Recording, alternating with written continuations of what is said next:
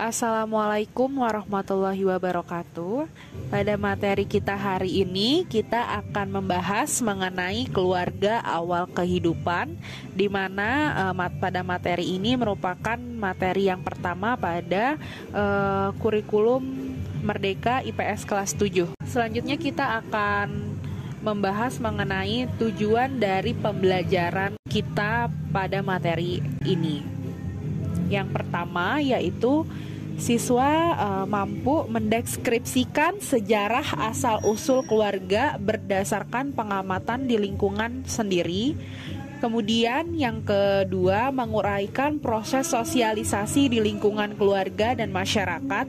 Lalu siswa juga dapat menganalisis pengaruh keluarga dan masyarakat terhadap pembentukan karakter dan gaya hidup. Nah, pada digambar di atas, apakah kalian sudah biasa melakukan kegiatan membersihkan rumah setiap hari atau melakukan ibadah berjamaah di rumah dengan keluarga? Atau kalian pernah membagi peran antara ayah, ibu, dan anak dengan masing-masing tugas pekerjaan rumah? Nah, tentunya aktivitas yang dikerjakan berulang kali ini dapat menjadi sebuah kebiasaan. Kebiasaan antara setiap orang tentunya berbeda-beda. Misal kalian biasanya setiap hari Minggu kalian melakukan misalnya pada hari Minggu kalian bisa kegiatan rutin dengan berolahraga, lalu membersihkan rumah.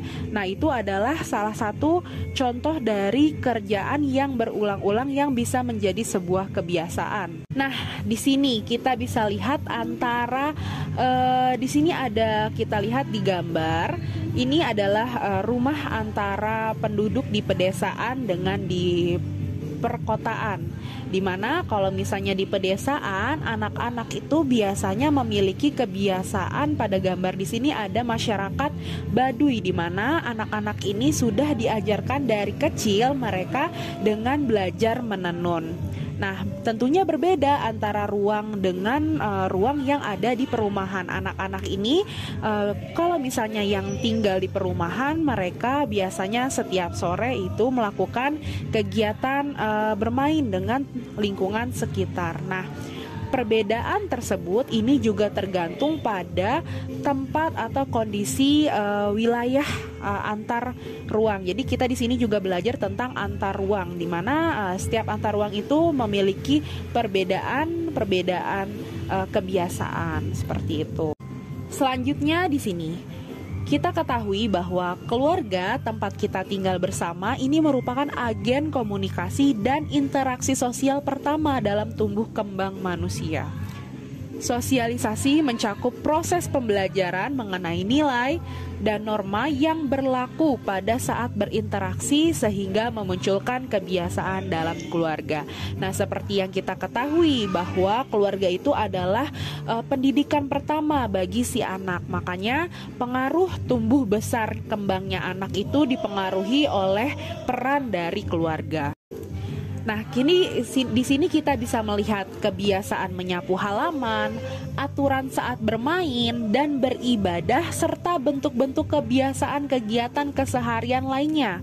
Ini merupakan contoh aturan yang tidak tertulis yang dibentuk dalam keluarga. Berbeda kalau misalnya aturan-aturan yang diterapkan di sekolah atau ditetapkan secara dalam lingkup negara. Nah, di mana kalau misalnya negara kita temui bahwa ada aturan tertulis.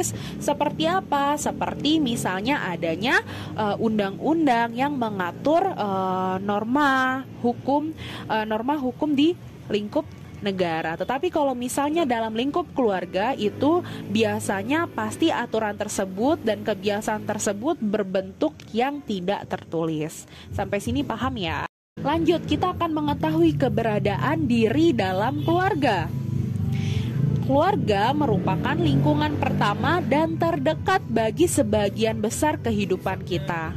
Kalian pasti pernah merasakan waktu bersama keluarga begitu menggembirakan.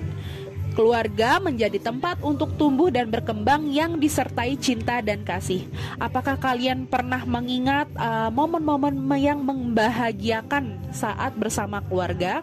Nah, disinilah anak-anak itu dapat merekam memori ketika keluarga ini menjadi tempat untuk tumbuh kembang yang disertai dengan cinta dan kasih dari keluarga tersebut. Lanjut, kita akan membahas tentang pohon keluarga.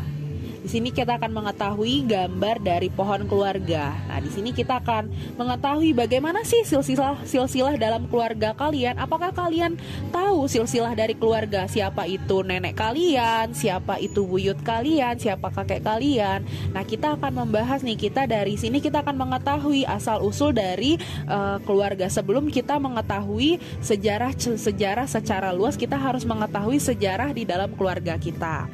Nah, silsilah keluarga yang menggambarkan pohon ini bagaikan yang daun yang terus bertumbuh dan berkembang melewati lintasan waktu. Silsilah keluarga ini terdiri dari kakek nenek dari ayah, kakek nenek dari ibu, kemudian menghasilkan ayah ibu ini bertemu, kemudian menghasilkan keturunan yang antaranya itu adalah anak. Tentunya kalian ini kelak akan menjadi orang tua, kakek dan nenek, atau kedudukan keluarga lain yang akan diingat oleh generasi selanjutnya sebagai informasi sejarah.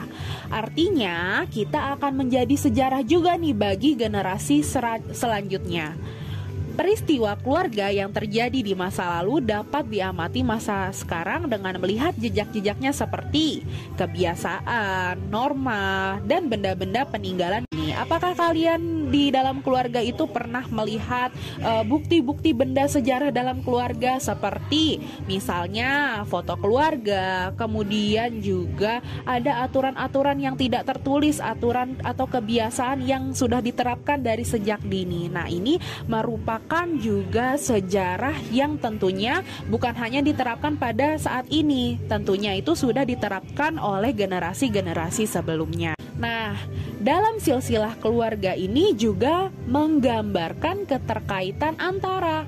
Apa sih keterkaitan antara itu? Nah, keterkaitan antara ini terdiri dari manusia, waktu, dan ruang. Kalau manusia itu berperan sebagai apa? Manusia ini berperan sebagai pelaku sejarah yang beraktivitas pada masa lampau. Sedangkan kalau misalnya waktu, ini menggambarkan periode waktu berlangsungnya perjalanan kisah manusia tersebut. Lalu silsilah keluarga ini juga dikaitkan dengan ruang, yaitu menjelaskan lokasi atau tempat di mana aktivitas manusia yang terjadi pada masa lampau.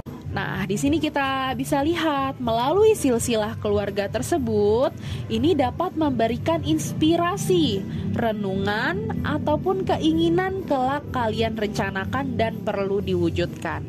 Karena adanya unsur-unsur sejarah, kalian dapat merasakan capaian kesuksesan para pendahulu, yaitu seperti unsur manusia, lalu pada masa lalu sebagai unsur waktu, dalam kehidupan mereka masing-masing dalam unsur ruang yang dapat menjadi landasan untuk bertindak di masa sekarang dan akan datang. Jadi di sini kita bisa mengetahui bahwa manusia itu bisa belajar melalui sejarah.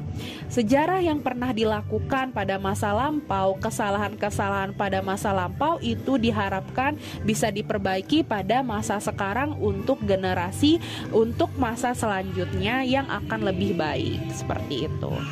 Nah, di sini kita bisa kasih contoh. Di sini ada contoh dalam keterkaitan antar waktu, manusia ya, dan ruang.